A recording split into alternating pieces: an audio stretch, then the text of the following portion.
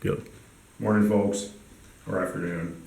We're going to do another quick little service video here. This is a video specific to the BCS models 605, 737, 830, and 850, which had this style of handlebars. You can pan down and look at the handlebars here. A common problem on these machines was that your handlebar height adjustment lever would fail to hold itself up, and usually it manifested in a condition like this, where the owner has had to take some means to kind of tie this lever up to keep it in position so the handlebars don't fall all over the place. We don't like this because this is not very convenient, and when you have to adjust the handles. So we're going to get rid of that, and we're going to fix the condition. So normally there's a spring that pushes this lever up and locks it in position. So the handles move to various positions, and then the spring-loaded lever is supposed to snap into place. The problem is that BCS did not have any kind of a limiter system for this lever. So it was the owner of the tractor or the user was able to push this lever down just way too far, and they often did. People didn't just push it down far enough to release the handles. They would push it down to here, and they would stretch the spring way past its point of no return. So you'd basically sprung the spring, as I say, and then it's not going to push it back up. It doesn't have enough spring tension left.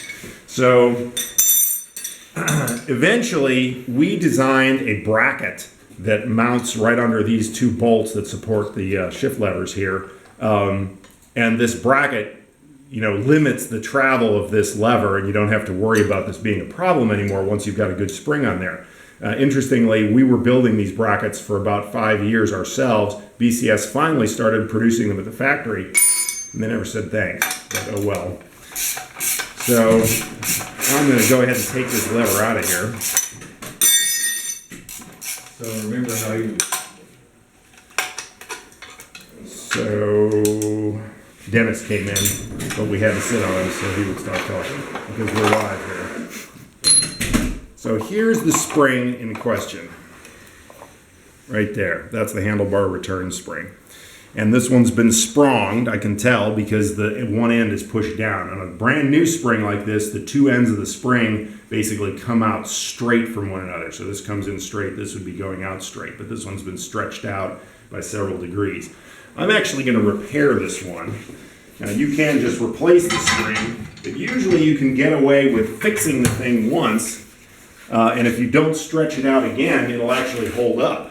And since we're going to put a limiter bracket on this machine, we're not going to stretch it out again after this. So let me turn this up so you can see what I'm doing. I'm going to take an adjustable wrench, make it just wide enough to get over this thing, and I'm going to sprung it back. Okay, so there's how it should be, straight. Now I got to get this back on here. This is no picnic. Let me get the right tools.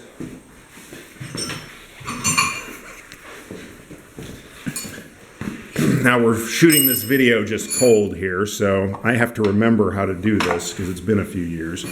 Number one, the handlebars are trying to fall on you because there's nothing holding them up right now, except a little friction. Let's get this thing back in here where it belongs. Okay. So getting this bolt back through here with the proper amount of tension on that spring is sort of an act of Congress. Actually, I've got this wrong because this needs to be, let me get this turned.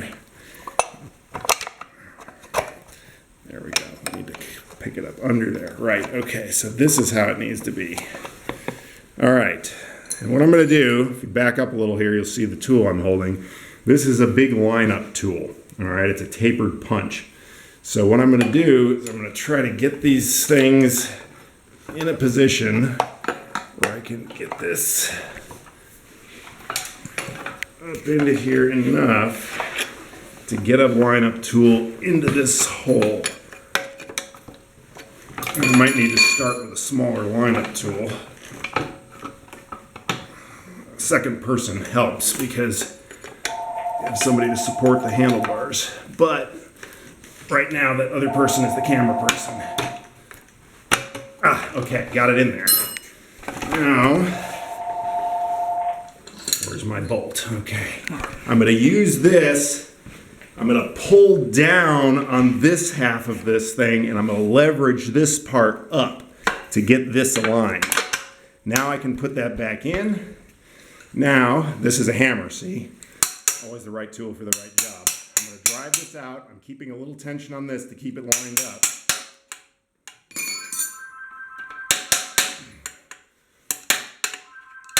I got to get that lined up. We're close. We're right about there.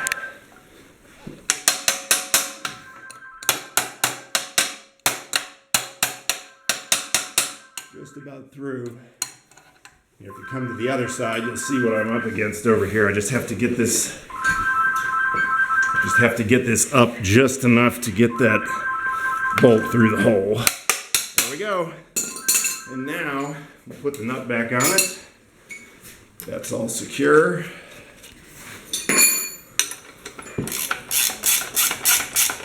Don't tighten it down fully because it needs the pivot. That's your lock nut, so it'll stay where you put it. Now we've got plenty of spring tension to hold those handles where they need to be. Snap, snap, snap.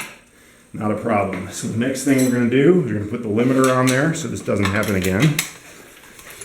Get these off.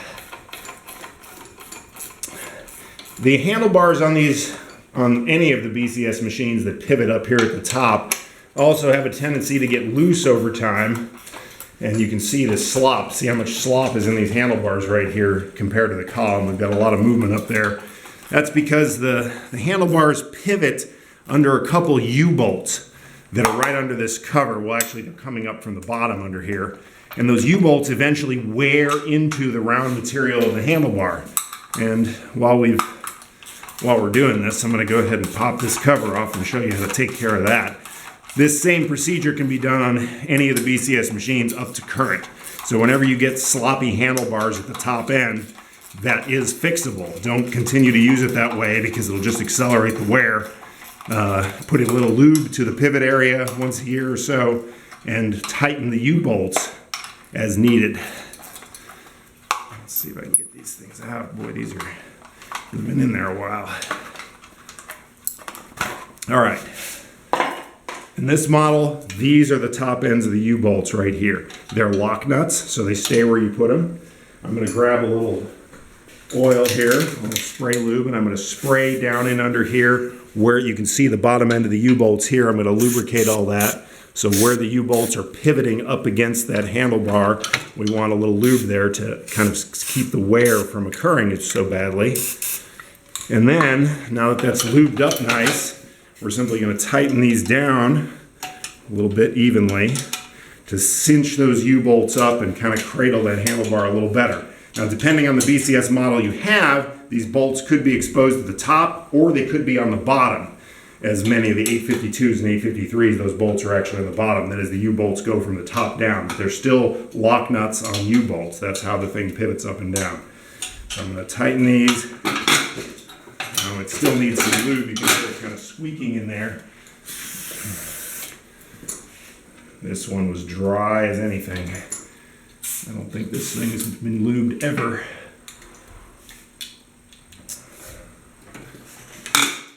Wow, that is stiff. There it's loosening up. Now, look, no slop, moves easily and smoothly, and the handle snaps back into position. So this is ready to go. Amazing what a little TLC will do.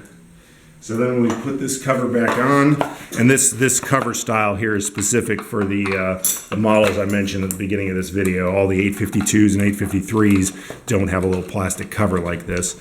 In fact, well, they have a big handlebar fairing that goes on there. And then before we put these shift lever supports back on there, we're going to put on our little deal here, our limiter bracket, which will keep this spring from ever stretching itself out again. So we will not have to make this repair again as far as the spring is concerned. In another video from Earth Tools, we talk about indexing these slightly to make them a little tighter, which I'm going to do in this case. I'm going to twist them just slightly so they're not a straight 90 degrees. That keeps these from popping out so bad when you don't want them. I'm also going to index this thing so that it lands just square right there at the limit point.